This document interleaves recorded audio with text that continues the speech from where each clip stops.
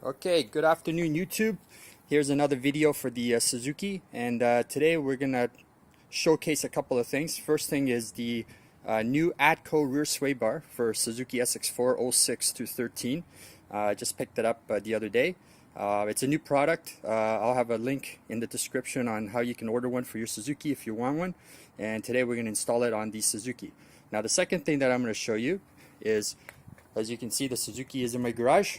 And I'm just gonna have my lovely assistant push a button, and we're gonna get this car up in the air and start installing the bar. Okay, go for it.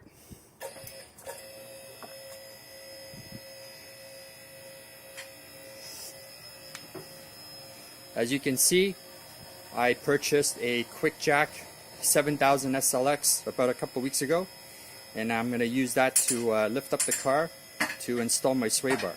So I'll come back in a little bit, and we'll show you how the process goes as far as installing it.